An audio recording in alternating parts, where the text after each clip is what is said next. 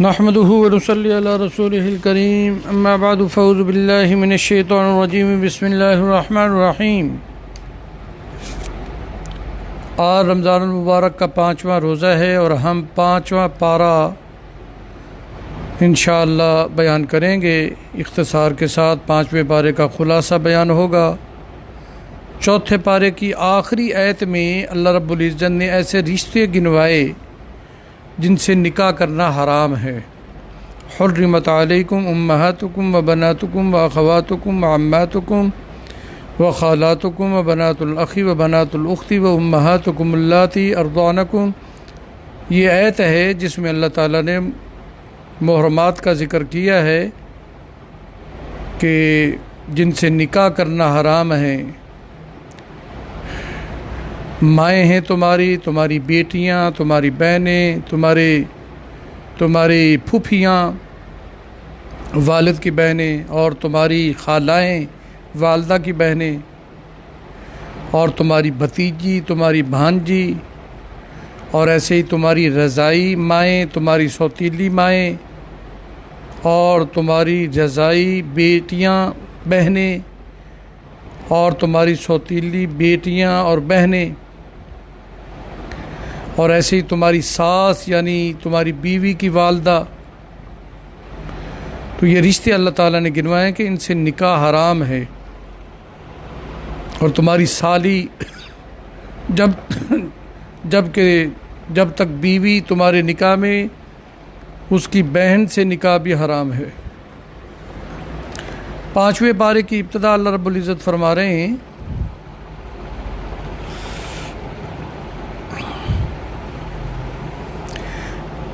कि इनके अलावा तुम जिनसे चाहो निकाह कर सकते हो। दूसरी औरतें तुम्हारे लिए हलाल हैं, लेकिन निकाह के ज़रिए।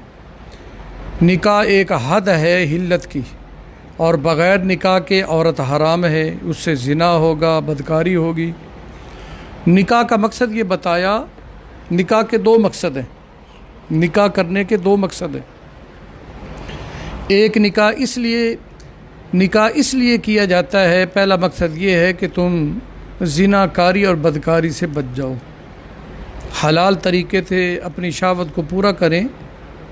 और दूसरा निकाह का मकसद है नस्ब को कायम रखना, बरकरार रखना, तुम्हारी नस्ल आगे चले और बढ़े, औलाद हो।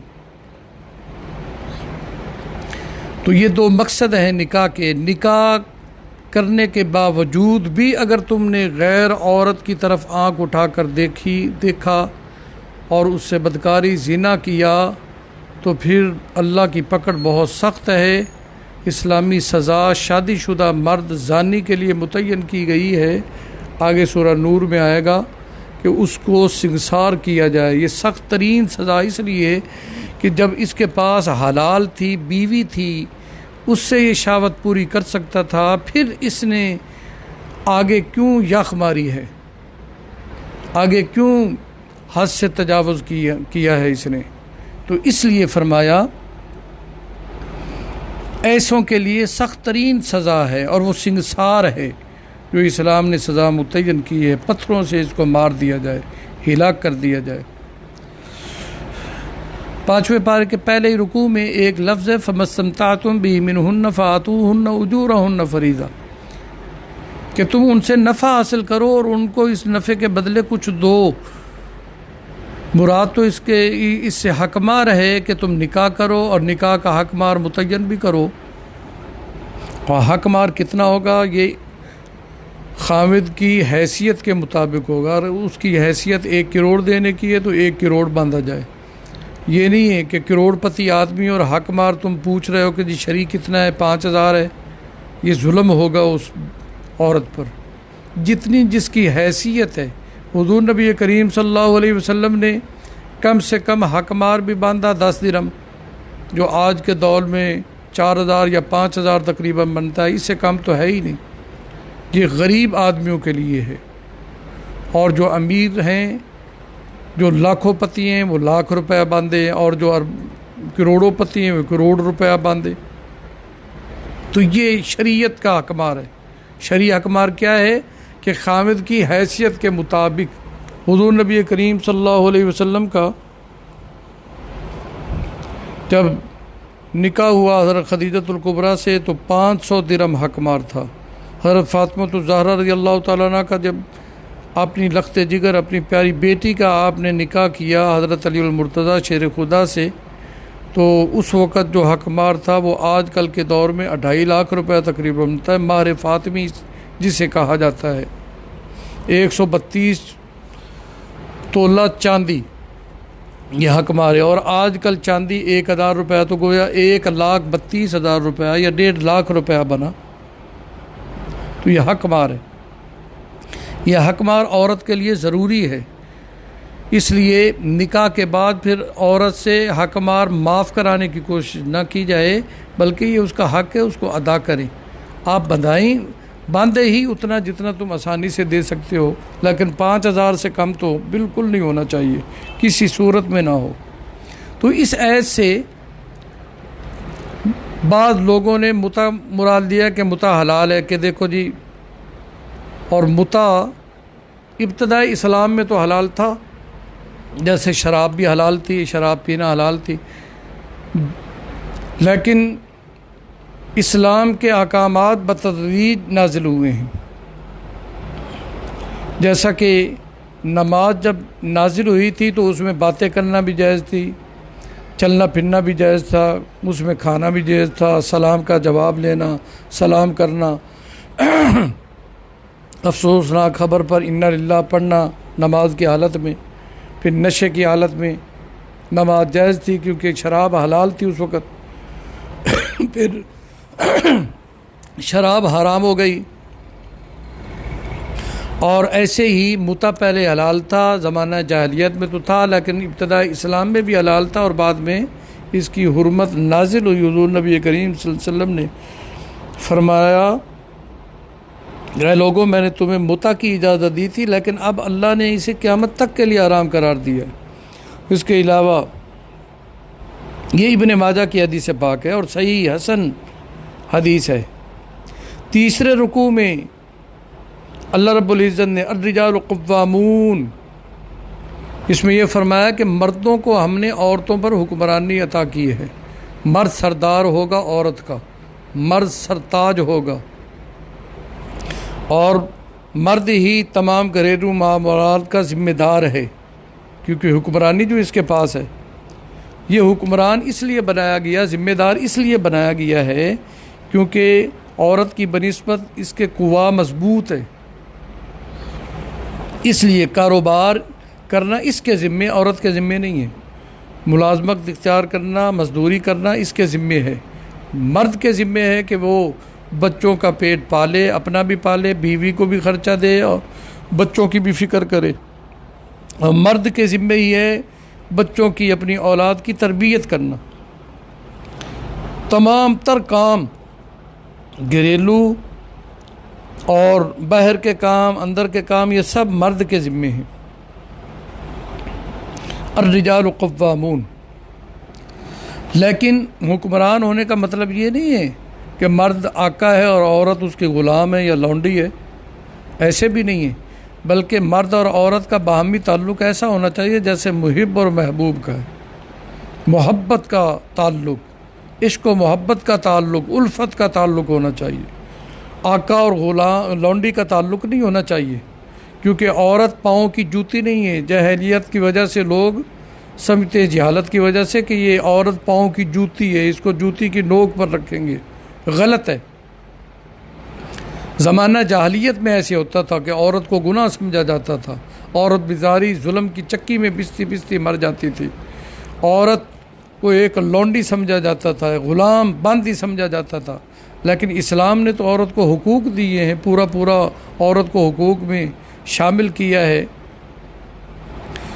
इसलिए फरमाया कि औरत का भी एहतराम है। जब ये तुम्हारी बीवी है तो काबिल मोहब्बत है, तुम्हारी बेटी है तो काबिल प्यार है, तुम्हारी माँ है तो काबिल एहतराम है, तुम्हारी बहन है तो काबिल शफ़क़त है।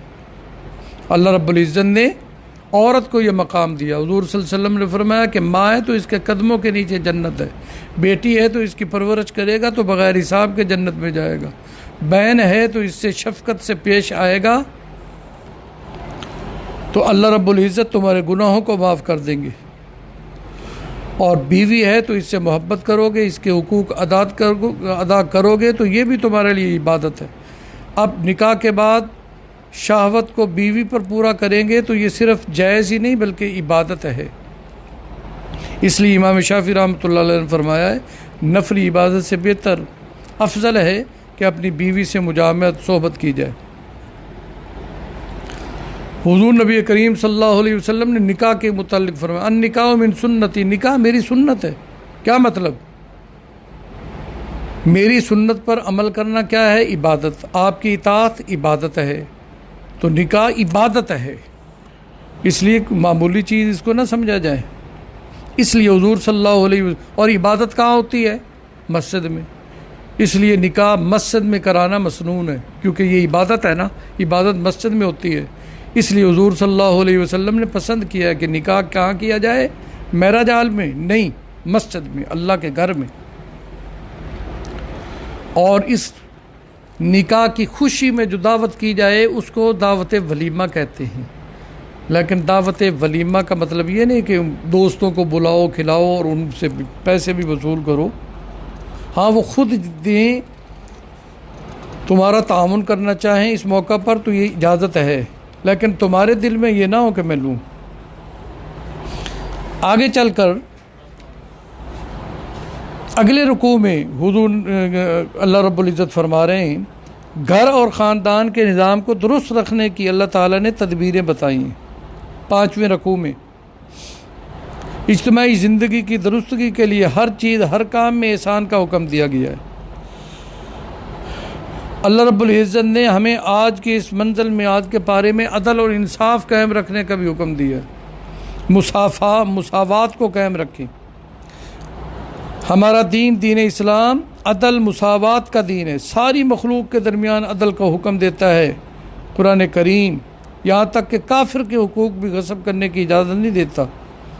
हज़रत उस्मान बिन तलहा का वाक़या मशहूर है कि हुज़ूर सल्लल्लाहु अलैहि वसल्लम ने फ़तह मक्का के मौका पर उनसे चाबियाँ लेने मांगी, क्योंकि वो कलीद बरदार थे काबतुल्लाह के, बैतुल्लाह शरीफ की उनके पास चाबियाँ होती थी। फ़तह मक्का जब हो गया तो हुज़ूर सल्लल्लाहु अलैहि वसल्लम ने उनको बुलाया और कहा कि चाबियाँ हमारे हवाले करो, तो वो देने से इनकार करने लगा।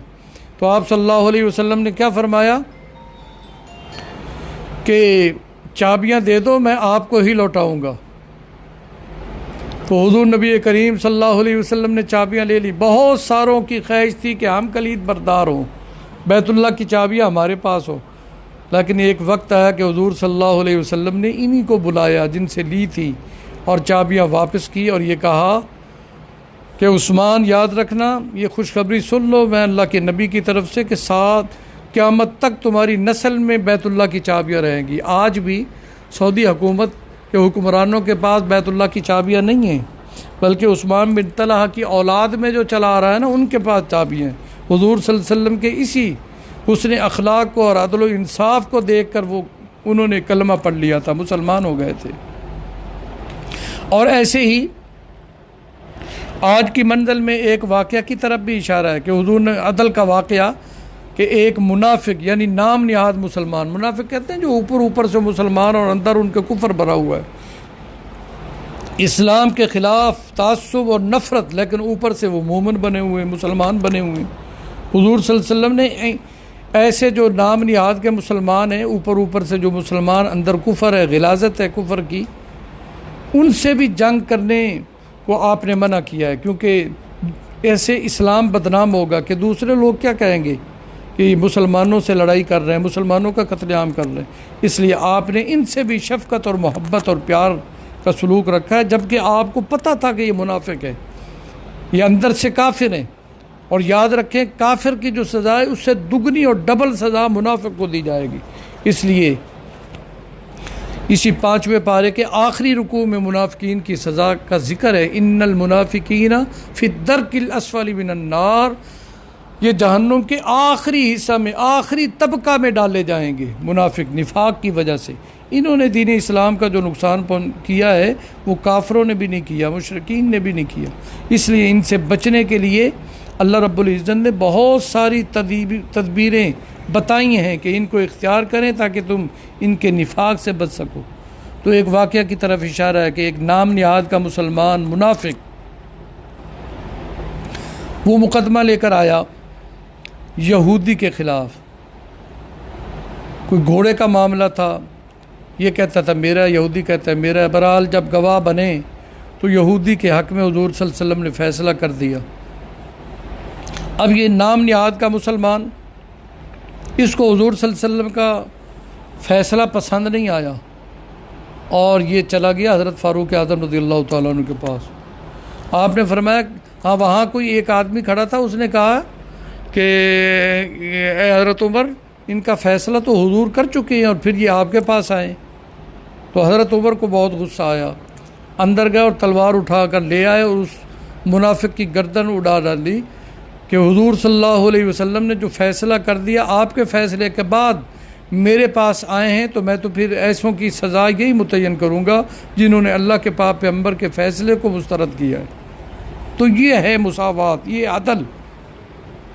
वो यहूदी हैरान हो जाता है कि हुजूर ने मेरे हक़ में फ़ैसला किया, अपने ज़वाबित और उसूलों के मुताबिक वो कलमा पढ़कर मुसलमान हो जाता है। आपकी अदल के बहुत सारे वाक़यात हैं, मौका नहीं है कि मैं आपको जो है तफसील के साथ बताऊं। 5वें पारे के 7वें रुकू में अल्लाह रब्बुल इज़्ज़त ने जिहाद क़िताल की तैयारी का हुक्म दिया है, लेकिन इसमें फरमाया कि नीयत को खालिस रखना। जिहाद किस लिए होता है? मज़लूम की मदद के लिए। जहाँ जुल्म हो रहा हो, ज़्यादती हो रही है, मज़लूम के मददगार बनकर जाओ और जालिम का हाथ रोको, ये जिहाद है। ये नहीं कि खुद जालिम बन जाओ, मुसलमानों के साथ लड़ते फिरो और मुसलमानों को ही मारते फिरो, ये जिहाद नहीं होगा, ये तो दहशत गर्दी होगी, ये तखरीब कारी होगी, ये इंतहा पसंदी होगी। इंतहा पसंदी की इस्लाम कतन इजाज़त नहीं देता। आपस में प्यार मोहब्बत से रहो दुश्मनों के ख़िलाफ़, जबकि वो दुश्मन तुम पर तलवार उठाएं, तुम पर हमला आवर हो।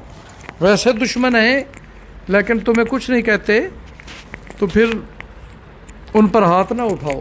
फिर जिहाद में भी ये हुक्म दिया गया है कि उनकी औरतों पे हाथ ना उठाना, उनके बच्चों पर हाथ ना उठाना, उनके दरख्तों को ना काटना, उनकी खेतियों को तबाह ना करना और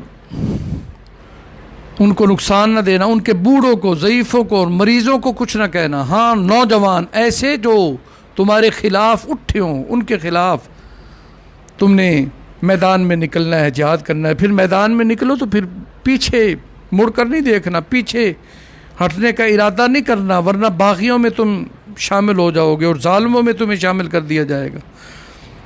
और हुज़ूर सल्लल्लाहु अलैहि वसल्लम ने फरमाया, अल जिहादु माज़िन इला यौमिल क़ियामत, जिहाद क़यामत तक जारी रहेगा। मेरी उम्मत का फ़ख्र जिहाद है, मेरी उम्मत का वक़ार जिहाद है, मेरी उम्मत की इज़्ज़त व अज़मत जिहाद में। अगर ये मेरी उम्मत जिहाद छोड़ देगी तो दुश्मन इन पर मुसल्लत हो जाएंगे और इनको ज़लील व रुस्वा कर देंगे, इनको पिसपा कर देंगे।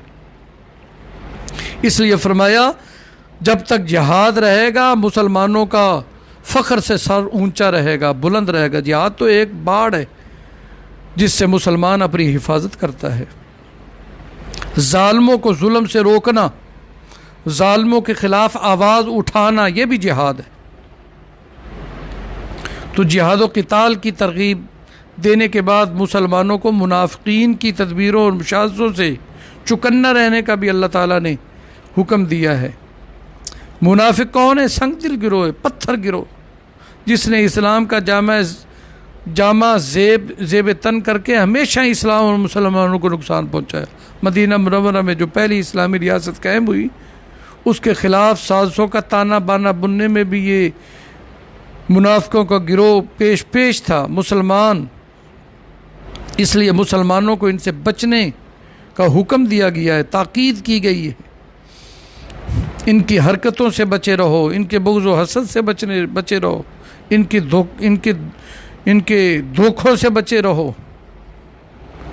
इसका अल्लाह रब्बुल इज़्ज़त ने, आपकी मंडल ने हुक्म दिया। एक और पहलू है, जानबूझकर कत्ल करोगे तो इसके बदले में तुम्हें भी कत्ल करने का हुक्म होगा, किसास।